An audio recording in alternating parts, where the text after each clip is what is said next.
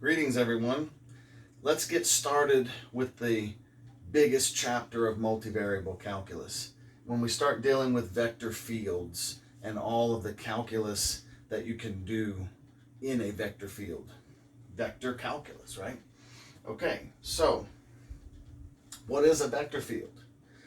A vector field is exactly what it sounds like. It's a region where all of the points in that region have been assigned some sort of vector to start at that point and go in some direction and magnitude. And the way these are assigned is via some function, right? So a vector field is considered to be the function that gives each point in a region or a space the set of vectors assigned to each point, okay? So they can come in a variety of different shapes, sizes, formats. The ones that we'll be mostly looking at are these two. We'll be looking at the 2D vector fields and the 3D vector fields. Okay? More commonly, the 2D vector fields. In fact, we've already done some things with vector fields and we just didn't look at it in the big picture. And we're going to generalize that now. Okay? So whenever you have a two-dimensional vector function, right, you can expect that you have two components, right, an x component and a y component, but it's not the variables x and y, like a first component, a second component really is what it is. But each of those components can be a function of x and y, right, all of the points in the plane, so that they're all assigned a first component and a second component, basically, right? So that the result at each point, right? You plug in a point, you plug in a point, you get a vector. Same thing in 3 space, right? Any point x, y, z that you can find in the space, you plug in the x, y, z into each of these functions and you get your 3 components in the space, right? Then you'll have a vector field assigned at every point there, okay?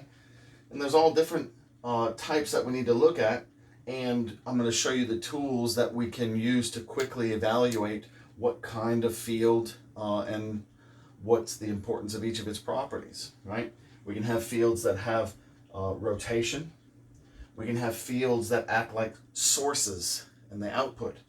We can have fields that act like sinks and they bring in, right? And then all of the variety in between. These are just very well formatted ones, but they can be a lot more scattered than that. Okay? So, some examples. Here's a type of vector field that you've already run into before. Taking the gradient of a 2-variable function, right? If I have some function, axy is x squared plus y squared, right? If I do the gradient, remember what that means is to take the x derivative of a and then put it in the first component, and then take the y derivative of a and put it in the second component, right? So then I get a vector at any given point. And we defined the gradient that way before. We just didn't look at it over the entire space. We looked at them as individual gradients. We looked at them as the gradient is the direction of greatest increase, or the directional derivative is the gradient dotted with another vector, things like that. Now let's generalize that thought process. If I take the gradient, I get a vector function as a result, and that assigns a vector everywhere in space, or 2D, 3D space, whatever, right? In this case, since the domain is just x and y, even though the graph of A is a 3D function, right? The domain is just the xy plane, so the gradient is only going to exist in the xy plane, therefore I only have a 2D vector field, right? The vector field of the gradient is just going to exist in its domain, because I'm assigning a vector to each of the points from the domain, right? And remember, the whole point of the gradient was to point in the direction of greatest increase from any given point. So you can see the vectors start small, right, in the center there, right when there's really not much increase in that vertex point at the bottom of the paraboloid there. But as you go further out from the center, right, you're higher up this wall and you have steeper increase, right? So the further out I go, notice the bigger the vectors get, right? And that's self-evident from these. Every time I plug in an x value, the bigger the x value, the bigger the first component, right? So the further away from the origin I get, the bigger that vector is going to become. Another example from physics, electric fields. They can act as either sources or sinks in a 3D space. You've got some quantities multiplied to talk about how strong the attraction is between two particles, or the repulsion, right? And it's a square law of distance, right? This is the distance from the origin that it is, and it's a square law. It's divided by the square of its own distance. And then you've got the vector x, y, z here. It's just a simple vector, x, y, and z, right? It's just pointing in that direction, right? It's a in this case, if q1 and q2 are both positive, it's a source. The vectors are flying outward from the center. The opposite of this, basically. But the further out you go, the smaller they get. It's the opposite of this one. See, because the further I go, the bigger these numbers get, right? So then they would divide, and it makes the vector smaller. That is like this right here. See, there you have this center point, and they're big when you get close to the center. And then as you go further out, all of the vectors are smaller, right? Those are inverse square law type of vector fields, sources and sinks. Gravity fields are also the same way, but they're just attractive, right? This would be similar to a gravitational field. The closer you get to the center of gravitation, the bigger the actual vector of force gets, okay? So we use vector fields to represent these things. Let's try drawing a couple ourselves. I just wanted to show you real quick what those vector fields that we were just talking about actually look like. Here I have the vector field, which is the gradient of that paraboloid. It's going to be the vector field 2x comma 2y. And just look at how it actually is something like the gradient from the center. Look, it has nothing in the center, and then you see all the points, all the vectors are spreading out in this direction, because as you climb up the side of the paraboloid, the vectors get steeper and pointing away from the center there. This is just a not as dense, and here if I can actually increase the density, you can see even more how this thing spreads out from the center, and the center being that low point of the paraboloid, the vertex. Okay, and then the other one was that electric field. I have this one low density right now too, but I just want you to notice how as it gets further away it gets smaller, right? It starts big here close to the center, and then as you get further away, you can see it better the more I increase the density, right? You can see the way that is. Tell you what, let's turn off the axes, right? You can tell there the bigger ones are closer to the center. Let's keep increasing the density here. You can almost see it looks like a little ball in the middle, right? Because the bigger vectors sort of stand out the more you move it around. This is definitely a source. So here's a few to practice getting an idea of what vector functions can be when you take them and try to graph them from the actual vector function into vector fields, right? Okay, so here we go. Let's talk about this one first. Y comma x plus y. Okay, so basically what you'll want to do is pick a point and just start drawing the vectors, right? So if I pick 0, 0, right, that would be 0, and 0 plus 0 is 0, which is the 0 vector, which really is just going nowhere, right? It's just a dot in the center. Let's say I pick 1, 0, right? Well, that would be 0 and then 1 plus 0. So it would be 0, 1, right? It's the vector pointing in the 0x direction and 1y direction. So that would be like this, right? Length of 1 there. Okay, what about 0, 2, right? That would be 0 and 2 plus 0. So it would look like this, right? What do you think the third one is, right? Like this. Okay, so the length of that one is 3. Let's pick some of the in-between points. Like, what about 1, 1, right? At 1, 1, I would have 1, and 1 plus 1 is 2. So from this point, I would go up 1, right 1 and up 2. Right there. So it would look like this. Okay. What about the point 2, 1, right? So that would be 1 and 2 plus 1, right? Okay. So from this point right here, I would have 1 and 3. So 1 over and 1, 2, 3 up. Be up here. So it would point like this. Right? So basically we're just going to pick points all over the place and try to get a good feel for what the vectors are doing. Let's pick something over here like -2, -2. Okay? So that would be -2, -4. So -2 would be 1, 2, and then -4 would be somewhere down here. So you would have, oh no, 1, 2, 3, to be even further down than that. It would be more like this, right?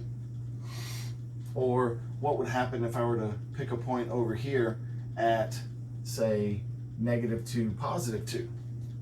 Then I would have the vector 2, and -2 plus 2 is 0, right? So then it would be 1, 2 would be like this. So this one feels like it's kind of all over the place, right? What about 2, -2, right? So that would be -2 and then 0. So do it like this. Okay? So this one feels like it's kind of all over the place, right? What about this one? I and J, right? Let's graph the I and J one. There's no X's and no Y's in there. What does that mean? Doesn't it mean that even though it's a function of X and Y, it's not really varying, right? Don't forget what I is and what J is. Those are the basic unit vectors in the X and Y directions, right? So basically, this is equal to the vector 1, 1. And it never changes. So at every point, I'm going to go up 1 over 1, right? So that would look like this, like this, like this, like this. Right here, it would do the same thing. Right here, right here, right here, right? Each of these is starting at those points. Are you getting the idea? It just goes up 1 and over 1 from every point. So you get this vector field where all of the vectors are the same length and all of them in the same direction, same magnitude, same direction every time. They're just going up 1 over 1 everywhere. Okay? All right, let's take a look at this one. So focus for just a second on just the vector portion, right? Y and -x. Okay, so pick a point, 0, 0. It would be 0, 0, right? So that's just the center.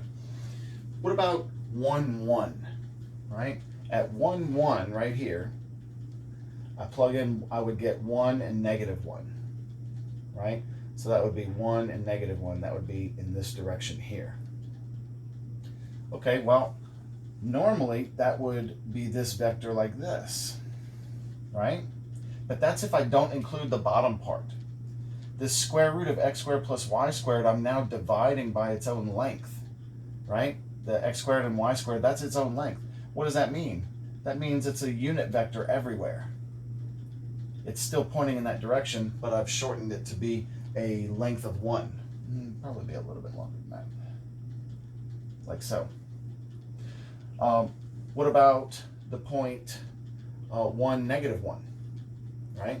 That would give me negative 1, negative 1, right? So from here, negative 1, negative 1, it would tend to point in this direction from this point. But again, it would be shortened like that to its unit vector size. What about 2, negative 2 right here, right? At 2, negative 2, I'll have negative 2, negative 2 as my direction.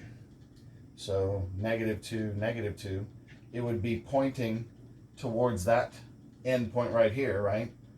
Negative 2, negative 2.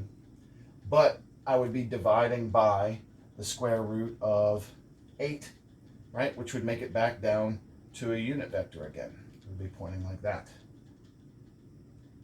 Okay? How about 2, 2 right here? At 2, 2, right, I would have 2, negative 2. So 2, negative 2 would be here. It would be pointing in this direction. But again, dividing by its length would give me back to a unit vector again. So I'd have something pointing like that. Are you seeing a pattern here? Pointing this way, pointing this way. See the way this is kind of going like this? If we come over here, I'll bet you it'll keep this thing going, right? It'll start doing like this. And then what about over here, right? Looks like it's doing like that. Let's try it. 1, negative 1, negative 1. So that would be negative 1, 1. Right? So negative 1, 1, that would be pointing in this direction, but divided by its length again gives me a unit vector. How about negative 2, 2, right? So that would be 2 and 2. Negative 2, negative 2. Yeah, so negative 2, 2. That would be negative 2, up 2, right? So it means it would be pointing in this direction, but unit vector divided, like so. Right? Getting that idea? Okay. Over here, let's just do the negative 2, 2 vector here. So that would be 2 and 2. So 2 and 2 would be up here, going this way. But of course, it would only be the unit vector size, like so. So I have a vector field that has sort of this spiral feel to it this time, right? We have all different kinds of vector fields. Ones that are uniform, like this one. Ones that are haphazardly crazy. The further away I get from the origin here, the more these kind of lean outward and they sort of go on top of each other. And then I have things that are organized in nice patterns, right? Like maybe this is what would happen to a fluid if it was around some sort of a sink. Who knows, right? Okay, what about a 3D vector field? And even this one is in cylindrical coordinates, right? R, theta, and z. That was so that I could have this thing have sort of a circular effect to it, but the z component of it, right, is still there. Has a 0 component this time, right? What kind of feel are you getting here? I've got cosine for the x and sine for the y, right? Those are the same thing as the points themselves, but then at every point, I'm going to use the opposite of the point itself, right?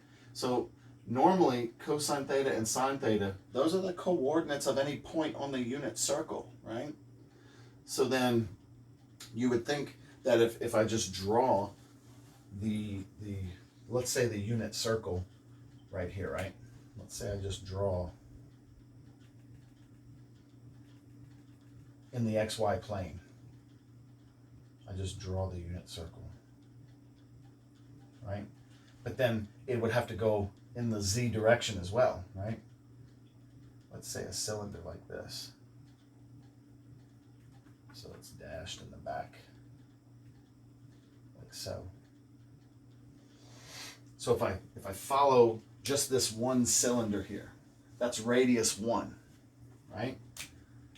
It's going to have the points cosine theta and sine theta anywhere on the edge of the circle.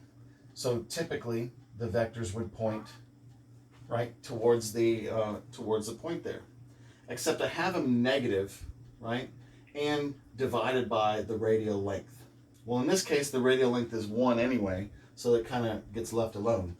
But the negative, it's going to be pointing inward. At all of these theta points, you'll notice it's going to be doing this, pointing inward. Okay? But it's not like one of those sources that I showed you with the sphere earlier, right? Because if I move up a z value, the z component has no effect on the vectors themselves. So if I move up to another z value, say z equals 1, whatever, you could basically draw another circle here, and the vectors would be pointing in a plane all towards just the center of that circle, right? Now, what would happen if I move to a different radius, right? There's no restriction on that. I could be at a different radius. Okay, well, let's say I do radius 2.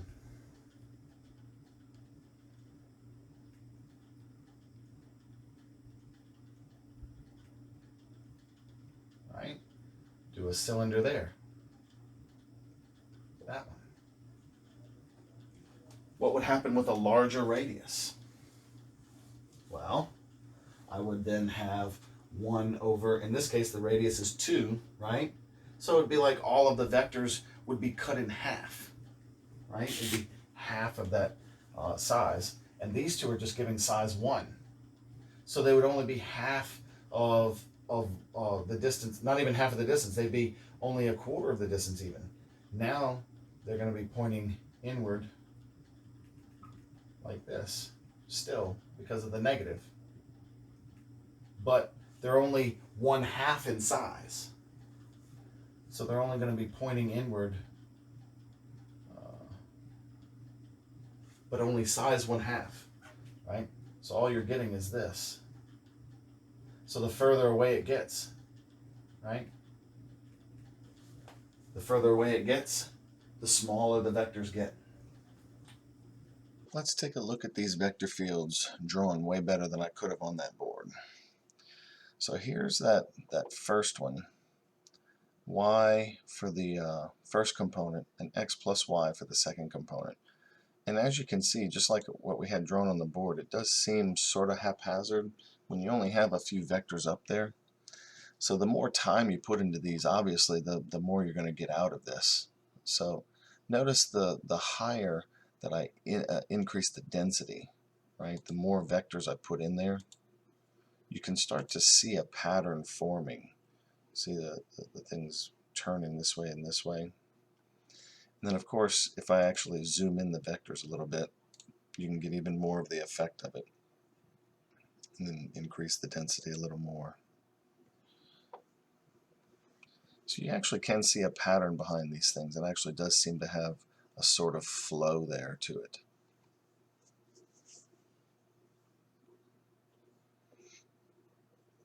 Alright. Now the second one was the I plus j.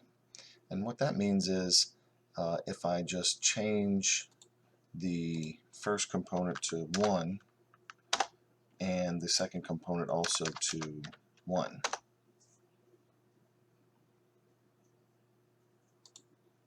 See, the vector field's uniform, pointing in the 1, 1 direction. We'll get more of a increase to the zoom in of the size there. You see that's the actual vector field, and if you put the ones in there, they're end to end on there even. So let's go back to here with this one, and we'll get the full size, and it looks the same. So it helps to zoom away a little bit, even though that's not the actual size of the vectors. It's really close. I have this thing zooming out a bit so that you can get a better view of the actual vectors themselves. Okay, and then the last one was we had y divided by the square root of x squared plus y squared. And the second component was negative x over the square root of x squared plus y squared. Okay, and again, we're only putting a few vectors, you know, so you can see a little bit of the pattern. Let me increase the size a little bit. I'm not actually increasing the size, by the way. This is just a zooming factor of the actual size of the vector. This is the true size of the vectors themselves right there. What you should notice is they're all the same length, right? Dividing by this square root of x squared plus y squared there has made these unit vectors. Let's increase the density a little bit.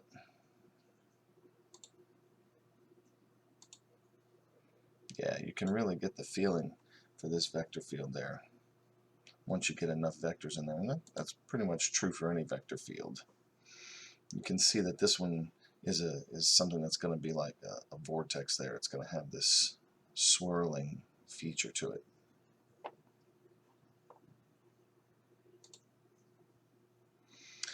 Okay, and then there was the last one, the one in the 3D, right? We switch over to that one in 3D.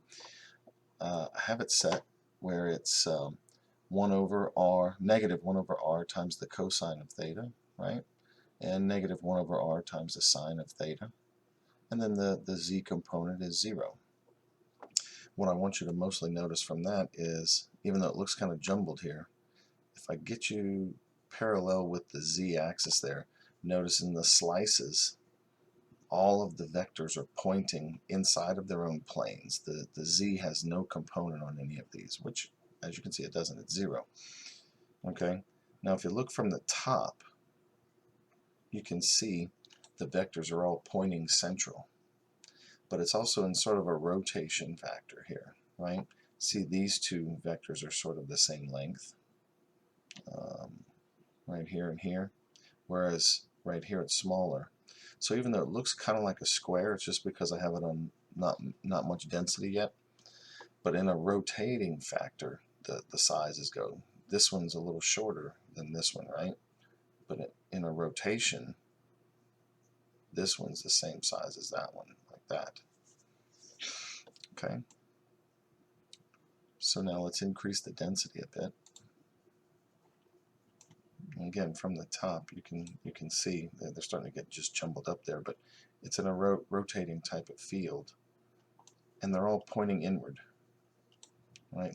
Like cylinders, because they're not pointing up or down in the z direction. They're still pointing within their own planes. Let's see if we can get it up the most.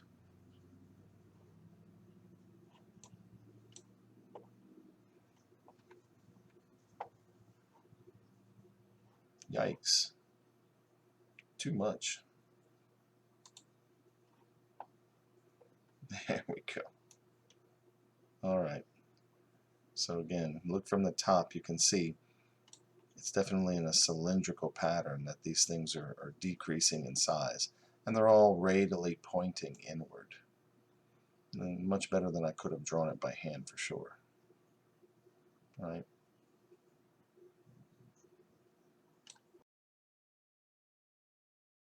Now let's talk about some of the operations that we do to vector fields using calculus.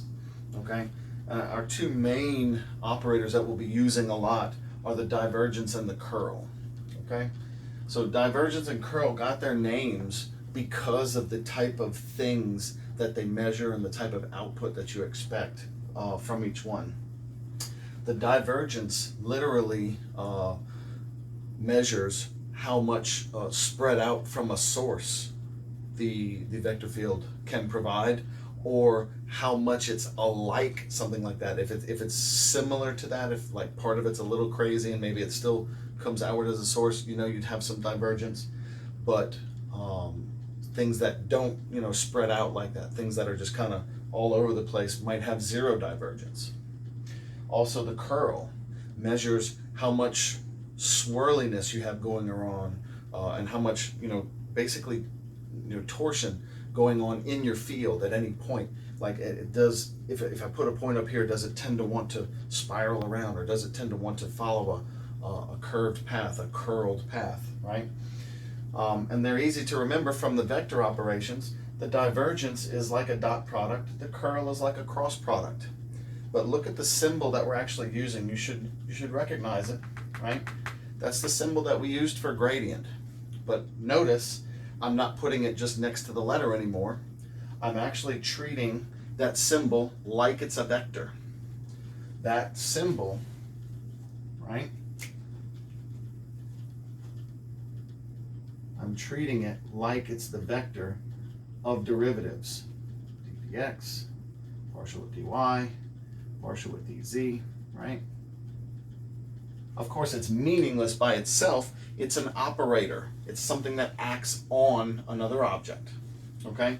So in the case here, the way I want to act it on the vector field is by dot product.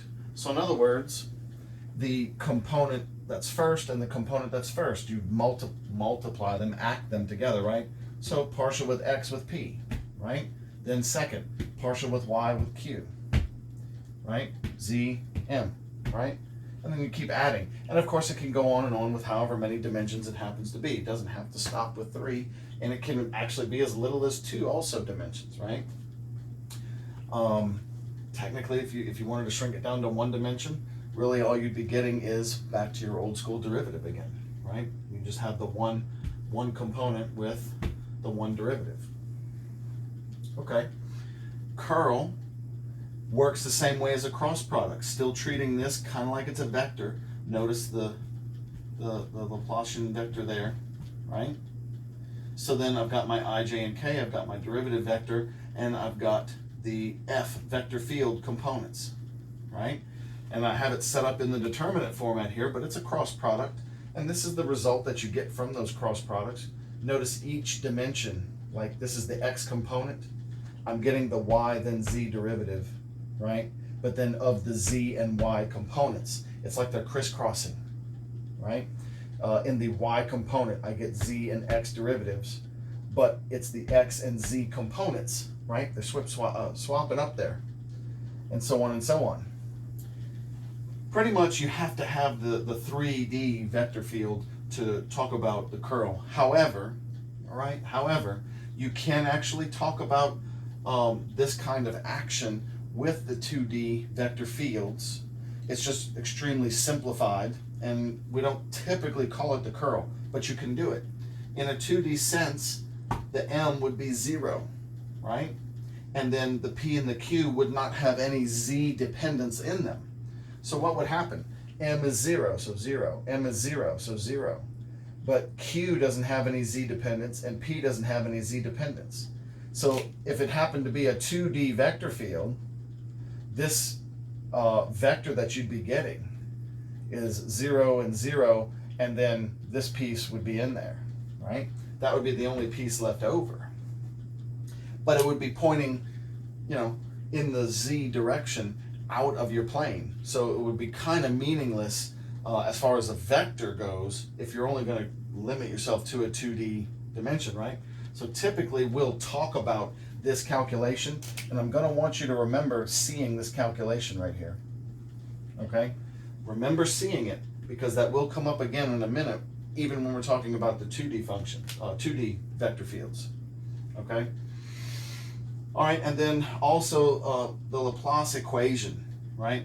It's a special formation with the symbol there being squared, and really what that's coming from is the fact that I'm using that symbol twice with a dot in between them, okay? And notice f right here is not a vector function. It is a normal function, right? I'll be taking the gradient of that function, which generates a vector field, as we've seen already, and then I'm dotting it with another Laplace piece there, which is like the divergence, right? One of the equations that comes up a lot in a lot of your more advanced physics, heat transfer and fluid flow and things like that, are this particular equation right here, where the double Laplacian there of some function, 2D, 3D, whatever, is equal to 0. Okay, let's get some sample calculations going on here. Let's do the divergence of f. So divergence of f would just be del dot f, right? And then that would be equal to, now remember, this does not give me a vector answer. I'm basically just going to be adding derivative functions together. I need to take the x derivative of 2 arctangent y over x, right? I need to take the x derivative of that. Well, what's the derivative of arctangent of anything, right? Okay, so I've got my 2 times, right? 2's along for the ride. Derivative of arctangent is always 1 over something squared plus something squared, right? We're always going to have that particular format. I'm going to have the thing that I'm taking the derivative of, y over x squared, plus 1 squared, right? Because I have times the 1 there. But I also have a chain rule there. So my derivative of y over x, well, y is just a number here. I'm doing the partial with respect to x. So really it's just the derivative of x to the negative 1, right? Okay, so then that's going to be times negative y over x squared, like so. Okay, plus, then I'll be doing the partial with respect to y of this guy right here, right? So the derivative of the logarithm, of course, is 1 over whatever's inside, times, in this case, my inner rule, right? The derivative with respect to y of x is 0. The derivative of y squared with respect to y is 2y, like so. Okay? Now let's see. The divergence of f, in this case, is now equal to negative 2y over, distribute the x squared in here. Notice that's going to give me plus x squared, and then x squared over x squared is 1, so I just get y squared, plus 2y over x squared plus y squared, like so, right? And then notice I'm getting 0, right? So the divergence of that particular vector field is 0. Whenever a divergence is 0, by the way, there's a special name for that. It's called incompressible.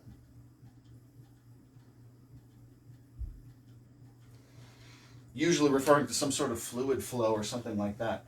But anytime the divergence is equal to 0, you have something called incompressible.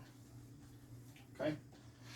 Let's do the curl of this G vector field here. The curl of G, right? And if it helps, go ahead and set it up in your cross product formation.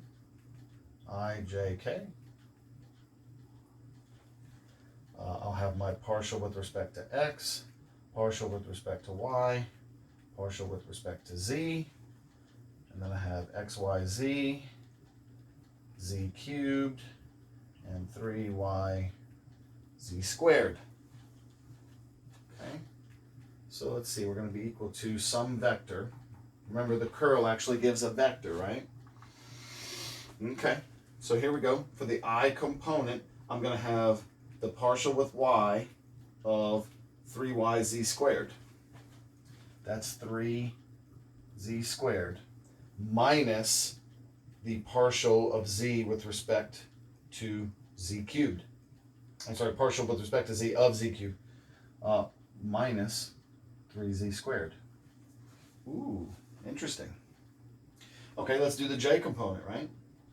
The j component, I will have, don't forget it's alternating, so minus the partial of x with respect to 3yz squared. That's 0. Minus, but alternated, so plus, right? I'm going to have the z derivative of xyz. So plus xy, right? Like so.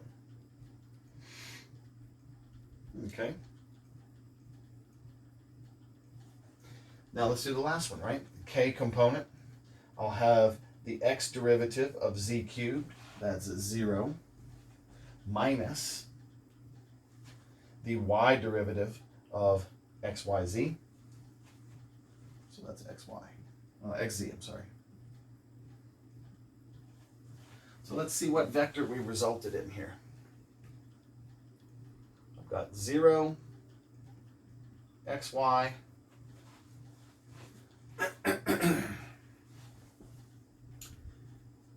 and negative xz. All good. All right. So we're getting a vector function out of that, right? Definitely getting a vector function there.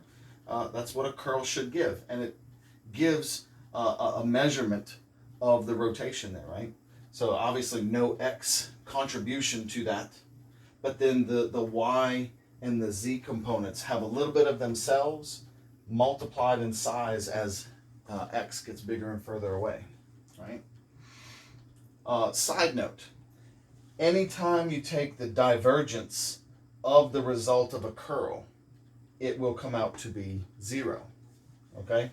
That is one of the stipulations of the relationship between divergence and curl. They're sort of like opposites, but not really opposites. That, you know, having one usually infers that you don't have much of the other, right? Because divergence, you're all about spread and compression, right? Whereas curl, it's more about how things are turning.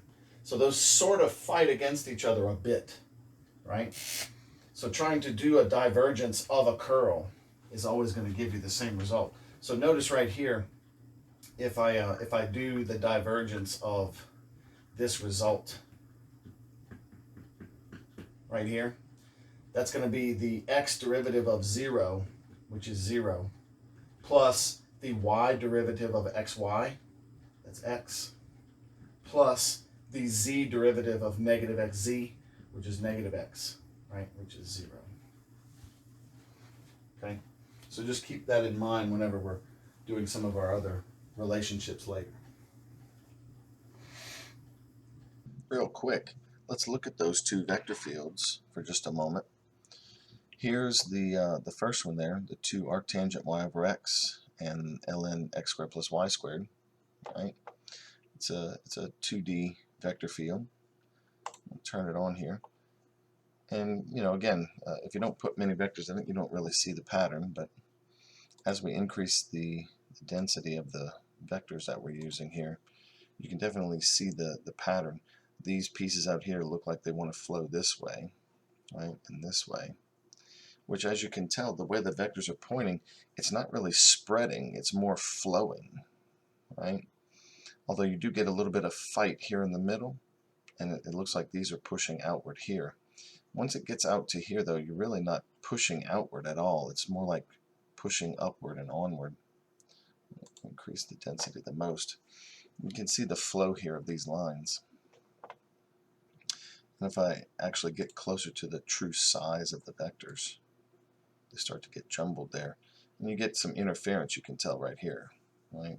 These vectors are definitely going to fight each other, so you'll have things that want to bounce around or even just sort of balance out and sort of just flow upward because of the cancellation of the vectors there.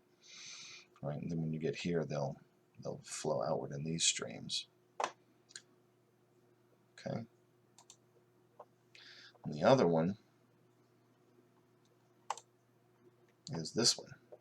And again, I have it, you know, kind of a lower density right now, and they look kind of random, but I want you to notice from the YZ perspective how we get a lot of the change in there, how Y and Z are actually the ones that are mostly controlling this one, because you have mostly Y's and Z's in this thing, Z especially. Okay, and then the XY, you know, you can sort of see how it's mostly just Y directional, right? And same thing with the Z directional, right? Z and X. Let's get a higher density.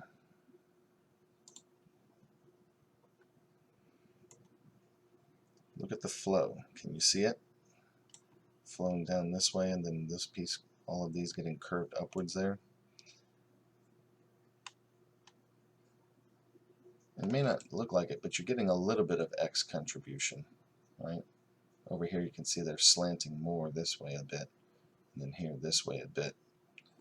Just not very much X contribution there. Mostly Y and Z.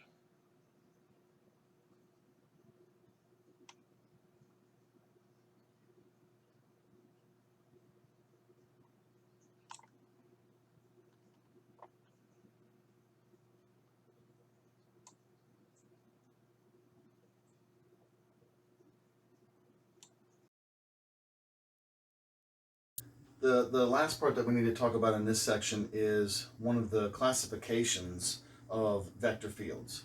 And that comes out with us calling it conservative vector fields. Okay? This is a certain type of vector field that we love to see in a lot of our applications. And it's because of the fact that basically that means that our vector field came from an easy calculation of a gradient of some sort. Right? Basically, a conservative field is something where a vector field is created via a gradient. Okay? So in reverse, you would hope that if you were given a vector field that is conservative, you would want to find the function of which it is the gradient of, right? And that function is called the potential function. Okay? Very often in physics especially, we find conservative vector fields very useful because we can essentially define them with their potential function. Like electric fields, for example, simple electric fields have an electric potential function when they are conservative electric fields, when they're not being tampered with and things like that. So it's a very useful classification here. Okay? So, in shorthand, we call a vector function field conservative if and only if I can show that the vector field is the result of the gradient of some potential function f, little f, right? Okay, so in two-dimensional functions, it's just a little special case here, and then I'll generalize the result. Let's say that the vector field is represented by two components, p and q, such that p is a function of x and y, and so is q a function of x and y. Okay? If it's true that it is a conservative field, then that means it's the gradient of something. And to be the gradient here, that means that the p component would have to have been the x derivative, the x partial derivative of the potential function. And q component would have to have been the y partial derivative of the potential function, right? But we also know from a while back that if one of these functions is continuous, and of course that's the ones that we'd be doing the gradient of, something that's continuous, over some region that we're interested in the vector field, then that means that the second crossover partials of the original potential function f would have to be equal, right? That's the whole connection with continuity that we had when we first started defining partial derivatives. Okay, so since the second crossover partials, dx dy and dy dx, have to be equal, okay, well don't forget it, we've already started defining these as partial derivatives. That means I go ahead and separate them out into what those crossover partial derivatives actually mean. The partial x derivative of the y partial and the partial y derivative of the x partial derivative of f. But the partial of f with y, we already said was q, right? So this is d dx of q. And the partial derivative of f with x was p. So this would be d dy of p. So what it's basically saying is that the x partial derivative of the second component must be equal to the y partial derivative of the first component for this to be a conservative vector field. Okay? To generalize it even more, I just subtract, and I have the partial of q with respect to x minus the partial of p with respect to y is equal to 0. That should look familiar because I pointed it out and I told you to remember it. Remember? It was earlier when we were talking about the curl. This was the z component of the curl. In 2D, that was the only component that was non-zero. But for conservative vector fields, that component would also be 0. So basically what this is saying is, if you have a conservative vector field, the curl, no matter whether it's 2D or 3D, is going to be the 0 vector, right? Also, the name for that is an irrotational vector field. If it has 0 curl, then it's not having any sort of spiraling or pushing in curvy directions there, okay? So let's get a couple of examples here. Are these vector fields conservative? Well, here's the example that we were just talking about a minute ago, right? And we already saw what the curl of this one is, right? We saw that the curl of this vector field was 0, xy, negative xz, right? Well, that's not 0. That's not the 0 vector. Whoops. That's not the 0 vector, right? They're not all 0. So this vector field right here is not conservative. Meaning there is not one function that I could take the gradient of, just the one function, and have this vector field as the result. Now that doesn't mean it's a bad vector field. It's probably useful in some other places, but it just means that I can't link this vector field to one potential function, to one function to be the gradient of. Okay?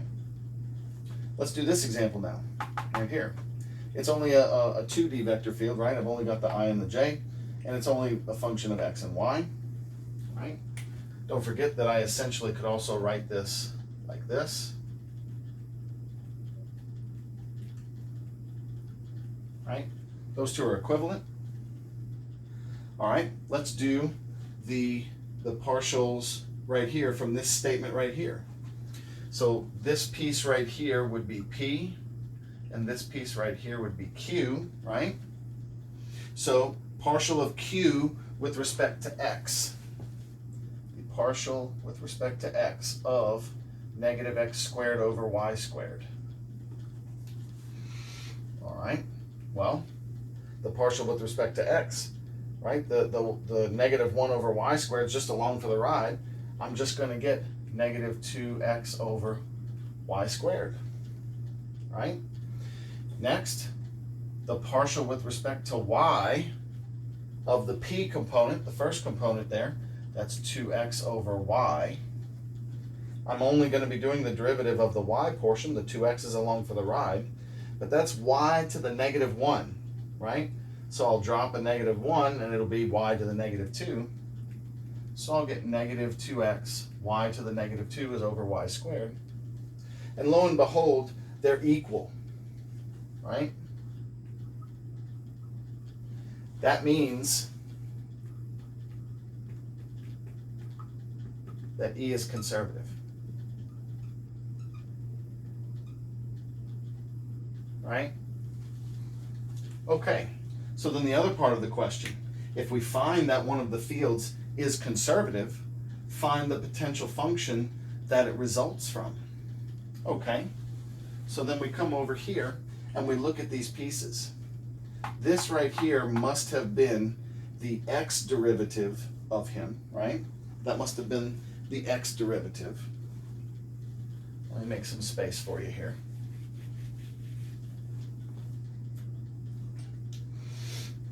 So the partial of, let's just say f, little f, will be the potential function for the E field here.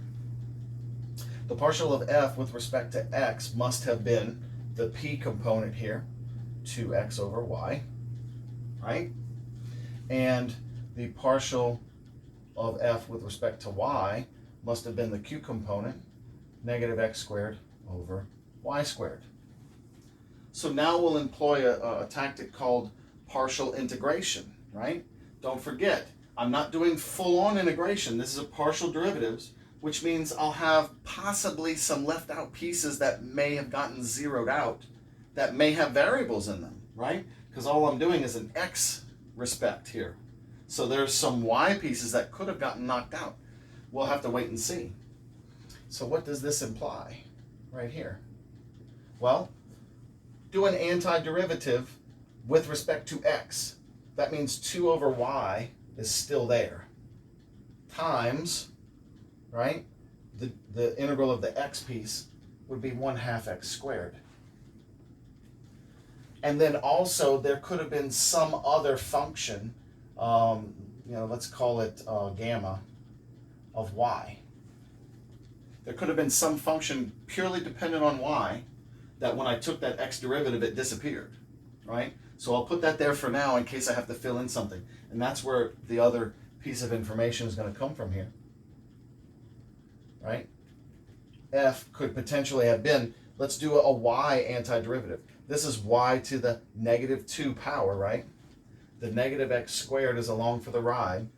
If I do an antiderivative of y to the -2, I get negative y to the -1. Okay? Plus some other function. Let's call it beta of x. Right? Something of x could have disappeared when I did the y derivative to receive this portion of the information. But if you'll look really closely, you'll notice that what I'm getting here from both of these is 2x squared, no, not even 2, right? 2 times a half. I'm getting x squared over y, right? Negative times negative, from both of these, which means neither one of them is contributing anything extra, and so these pieces just are 0, okay? You have to consider that those could have been there, could have been pieces of another function. So like if I had gotten some extra y pieces over here that didn't agree up here, well, they could have been part of that extra y function I was missing, or vice versa. If I got some extra x pieces over here that didn't agree down here, well, they could have been part of that x piece that I was missing.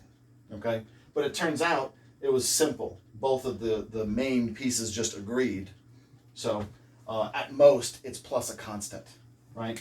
So my f function, my potential function of x and y, is x squared over y, possibly plus a constant.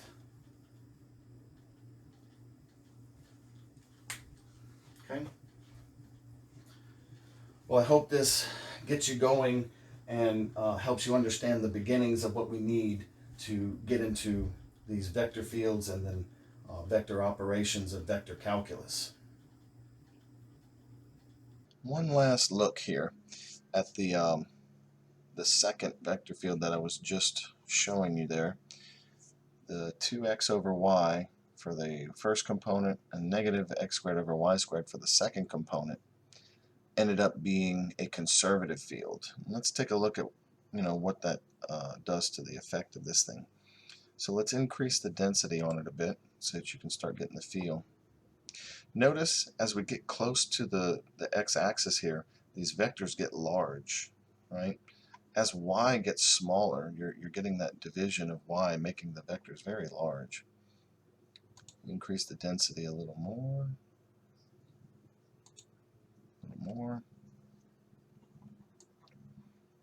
and here we go. So you can see the larger vectors there on this side right here. They sort of get like even in the way almost of those. So if I do this, maybe you can see. Look at these things right here. These things are flowing towards each other here, right? And they're flowing away from each other here. You're getting sort of this circular effect here with these things, right? Except it's two semicircles fighting against each other. And what you'll notice is the way the vectors go at angles like this, right? It's definitely spreading from the center by doing this, right?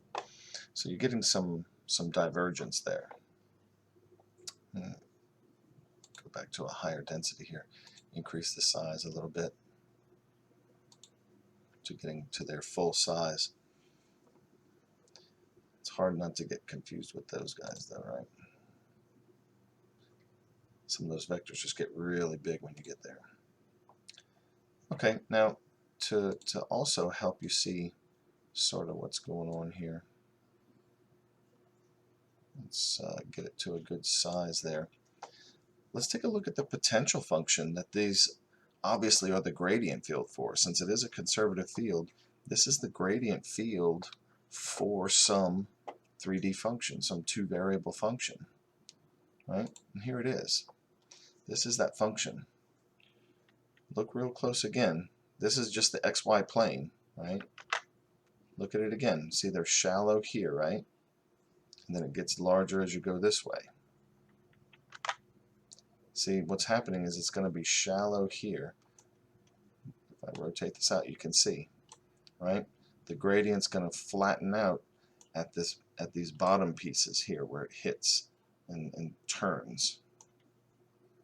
And then, of course, as you come outward, it's getting steeper on the sides there, or on the side over here, so on and so on.